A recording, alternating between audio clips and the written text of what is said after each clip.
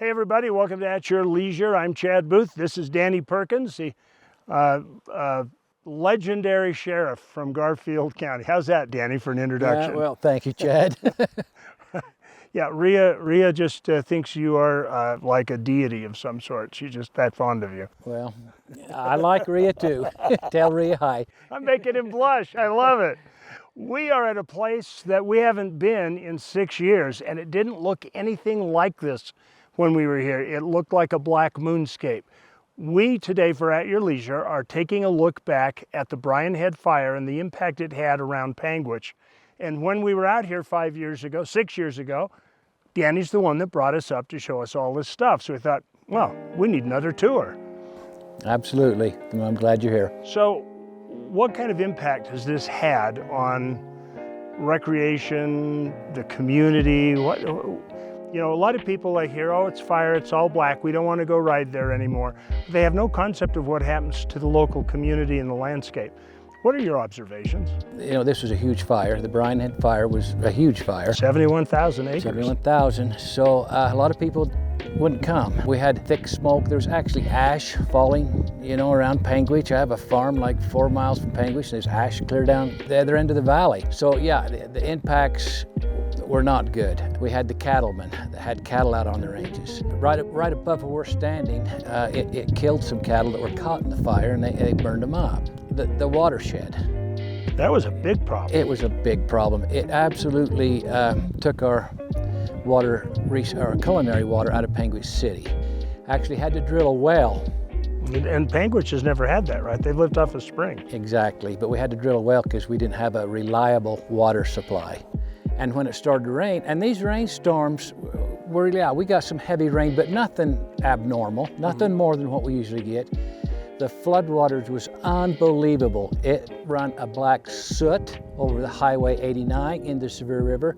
I've got a meadow that was a third covered with just black, grimy soot and ash and trash.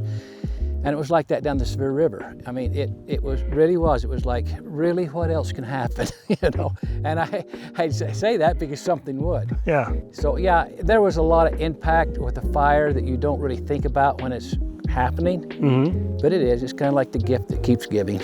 So have you been surprised at, what is your reaction now? Try and describe the landscape 5 years ago, right after the fire, and the landscape that we're looking at today. I'll tell you what, Mother Nature is a remarkable thing. It actually looks pretty good. I think up here, as far as grasses and the type of feed that livestock and wildlife eat, as you can see when you go around, it's where there was just timber and not much grew, there's a lot of grasses come, which I think is a good thing. So that's different. The thing that you don't see and in these burnt areas is I don't see any, and this is pretty much wherever I've been through this, if any, maybe a few, but are lumber-bearing type trees that used to be here. They're gone. So. And there's no sign of them regenerating. No. So I guess a few hundred years from now, maybe they'll be back, and you can come interview me then, and we'll talk about that. But I want to be there for that interview. It'll be quite remarkable. So that's a concern to me, that resource is gone. Yeah. Well, in a minute we will talk about maybe what we could be doing better. But now that we've kind of got this update, we're going to turn our attention right now to our first story.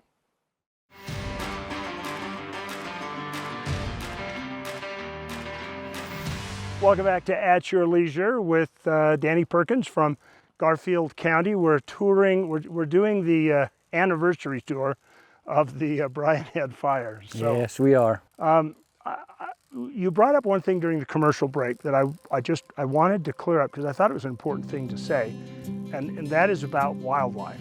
I mean, you were talking about all the things that changed the day of the fire, but that's one that a lot of people are surprised about. Well, it affected the wildlife in a big way. This was fawning season for starters when this fire started. I don't remember the exact date, somewhere around the middle of June. And so up around the Penguich Lake area, there was actually a thing on the news about one of the fawns, but we don't know how many fawns. A lot of fawns was burned up in this fire. But it's also the time of year the birds nest and the chipmunks have their young, and all these animals live in the trees. I witnessed not just the burnt cattle, as I mentioned earlier, but elk. I seen elk that was burnt to death. I found deer that had been burnt to death later after the fire. And there was also human life lost as a result of the fire. During the rehabilitation stuff that they were doing, a man was killed. So let me ask a question. From your perspective, you've been around forests your whole life. You know ranching and forestry fairly well. What are we doing wrong? What could we do better so that this kind of catastrophe that wipes out water and livestock and wildlife and burns the forest and it takes 50 years for it to rehabilitate, what can we do better? Well, bottom line is, Chad, we need to start looking at the way we are managing our forest. Fire's been used as a tool and still is, and there may be some places that it needs to be used. But there's also mechanical means to clean up these forests, and they need to be cleaned up or you're going to have mass fires like these. And they're having in Canada now. I mean, and we haven't even talked about the pollutants that are put in the air. But these big, huge fires have a lot of negative results. So why do you think people have such a negative reaction to doing mechanical treatment to bring a forest into health? I don't know. A lot of people think that the equipment is going to scar the earth. Well, look around you. You know, this earth has been scarred. And the mechanical treatment, they can do it in a manner that it doesn't scar the earth. It can be rehabbed where you won't even know that the equipment was there. A lot of the trees will be ground up and put back in the earth, which makes topsoil to grow more trees. And it's a much cleaner and more effective way to do it. And yes, you're going to burn diesel. The equipment burns diesel. But once again, you think about the tons and tons and tons of particulate matter that went up in our atmosphere as a result of just this fire. Yeah. And it's a no-brainer. You could have 20 diesels working all summer and not seen a day where. More than that. But we need to really look at the way we are managing our forest and start doing it a little bit different so this doesn't happen. Yes, we have a lot of feed. The forest will eventually regenerate itself, but at what price? Well, there's a good question. And that's something for you to ponder. Right now, we're going to break away from here for this, and then we'll be back and we'll take a look at Penguich Lake.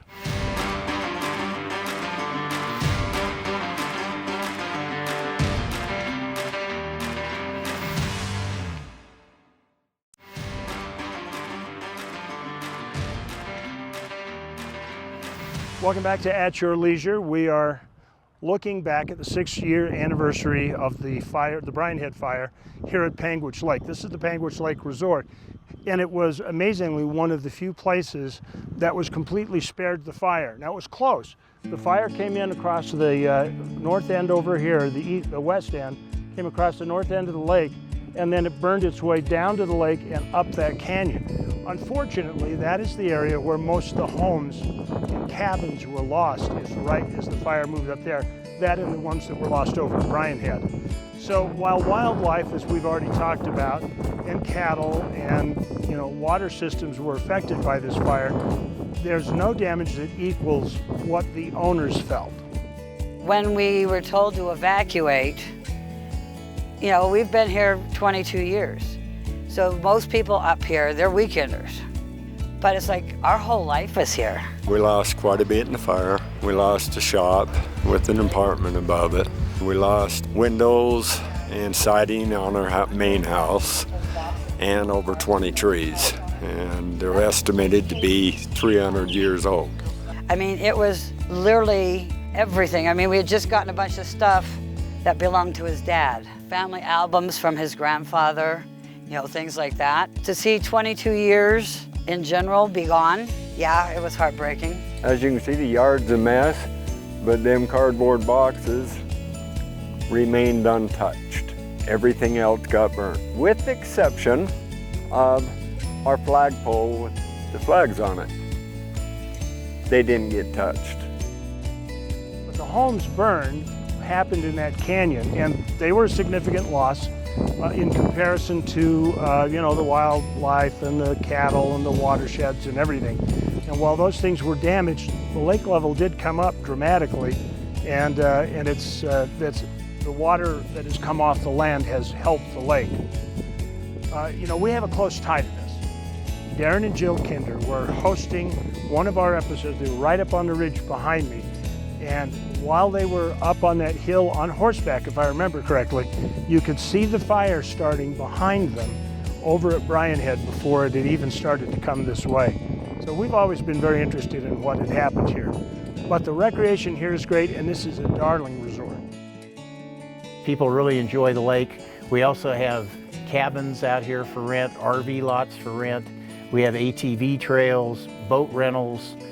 People enjoy the horseback riding at the resort. So it's a really nice, relaxing, peaceful place to get away from the city. As for the cabins and homes, at this point they have all been reclaimed, restored, or rebuilt. And it makes a perfect gateway to a lot of backcountry exploration off the lake. You should come down and give it a try. There's a lot of things to see. Well, right now it's time for us to move on to our story. So let's check this out.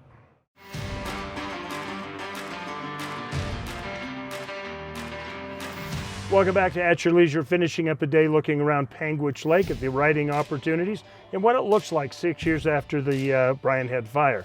Now, if you'd like to come down to this area, Panguitch is located on US 89. It's between Richfield and Kanab, and you can find your way there. Now, if you want to go around to Panguitch Lake, that's off of Highway 143, which goes south out of Panguitch and up to the lake. Go around the lake and you can find the canyon that we rode. We'll have some details on how you can get a downloadable map of our area in just a minute. Right now, let's take a look at next week's show. Okay. Well, that's all the time we have for the show today. Thanks for coming along with us. If you would like to get a downloadable GPX file of our trip today for Gaia, you can go to our website and look on this show. Go to YouTube, look for the conversation below this episode, and there it will be. You can link to it, download it, and have it for your own use. Well, like we say every week, just like that guy's doing, there's adventure around every bend. You just got to get out there, create your own adventure at your leisure. I'm going to my next one.